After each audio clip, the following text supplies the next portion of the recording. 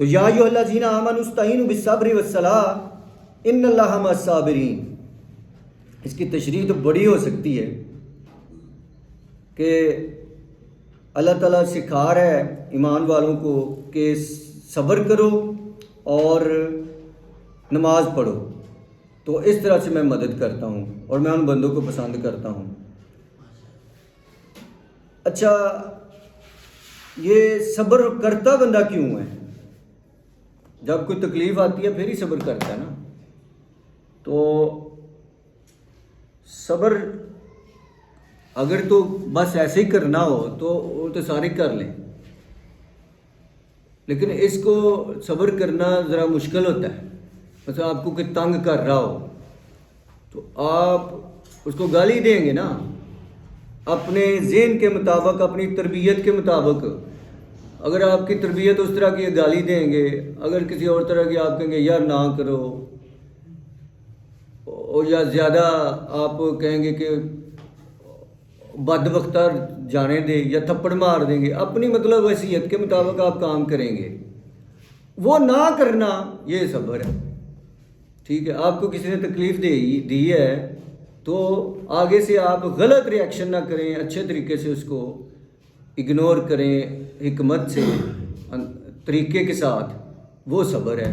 مثلا آپ کے ساتھ کوئی جو ہے وہ ہمسایہ ہے تو وہ آپ کو تنگ کرتا ہی رہتا ہے، تو آپ صبر کریں، اس کا اجر اللہ نے دینا ہے۔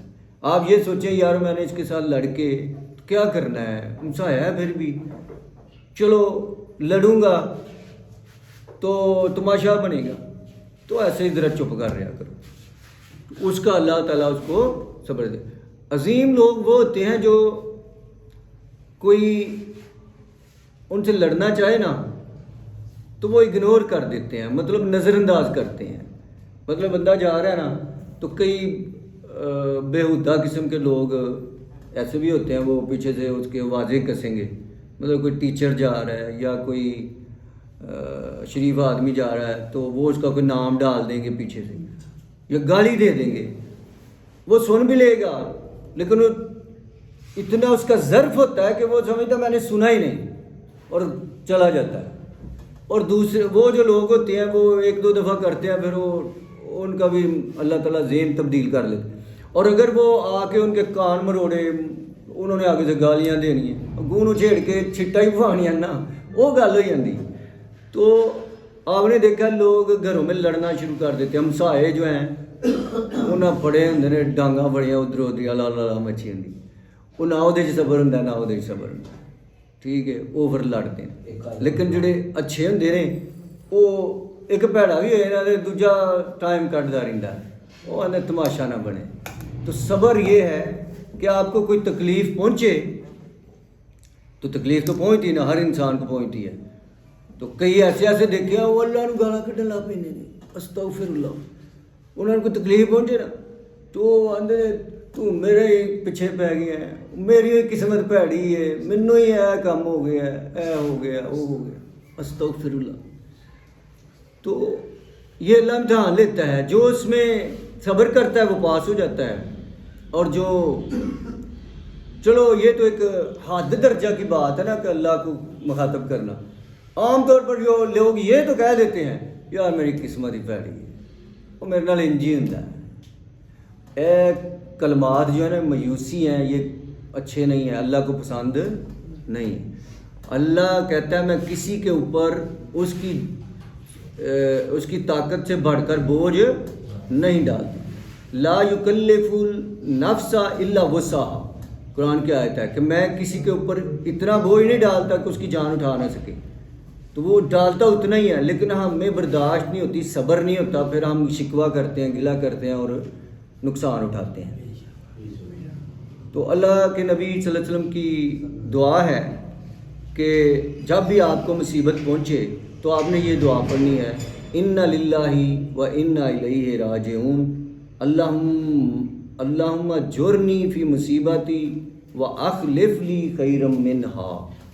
یہ والی دعا پڑھیں گے نا تو اللہ تعالیٰ آپ کی وہ مصیبت کے بدلے آپ کو جو اگر کوئی نقصان ہوا ہے تو اس کے بدلے بہتر چیز دے دے گا.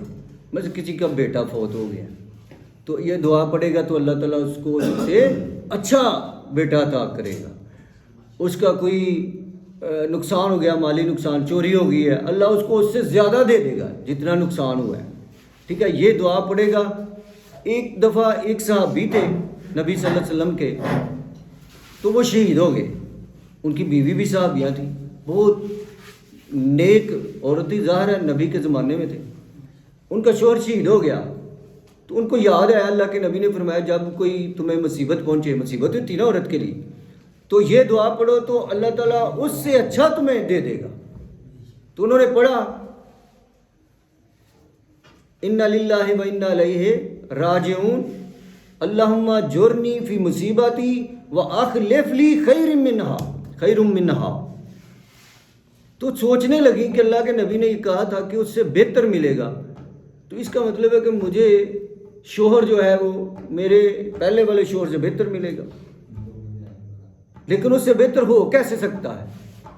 وہ بڑے عظیم صحابی تھے، پڑھے لکھے، قرآن کے مفسر اور شہید، نیکوکار. تو وہ سوچتی تھی اس سے بہتر ہو ہی کوئی نہیں، ہے ہی کوئی نہیں، تو مجھے ملے گا کیا؟ لیکن یقین اتنا تھا کہ اللہ کے نبی نے کہا تو ملے گا. ہمارے ہاں تو ایک عورت بیوہ ہو جائے تو پھر کہتے ہیں نہیں شادی کرنی. اسلام نہیں یہ کہتا، اسلام یہ کبھی بھی نہیں کہتا. دیکھیں آپ کو پتہ ہے نبی کریم صلی اللہ علیہ وسلم کی تقریباً 11 بیویاں تھیں، صرف 1-2 کماری تھیں، باقی بیوہ تھی ساری، پہلے سے شادی شدہ تھیں. کسی کے فوت ہو گئے، کسی کی طلاق ہو گئی، کسی کا کچھ ہو گیا، تو پھر آپ سے شادی ہوئی. تو یہ اسلام میں نہیں ہے منع، یہ ہندوؤں اور عیسائیوں کی رسم ہے. عیسائیوں میں بھی وہ دوسری شادی نہیں کرتے، اب تھوڑی بہت عقل آنے لگی ہے انہیں، اور ہندو بھی نہیں کرتے. تو انہوں نے سوچا کہ اس سے بہتر ہو ہی کوئی نہیں سکتا، لیکن یقین تھا کہ نبی نے ایسا کہا ہوا ہے. جب ان کی عدت پوری ہوئی نا، عدت سمجھتے ہیں، عدت سمجھتے ہیں کہ بتا دوں، یعنی وہ شوہر جب فوت ہوتا ہے نا تو کچھ دن ہوتے ہیں 3 ماہ، اس کو عدت بولتے ہیں. ہاں اصل میں ہوتا ہے وہ 3 طہر. وہ مینسز آتے ہیں عورتوں کو، تو وہ ہر دفعہ 3 دفعہ آ جائیں نا تو پھر عدت پوری ہو جاتی ہے. وہ تقریباً 3 ماہ ہی ہوتے ہیں.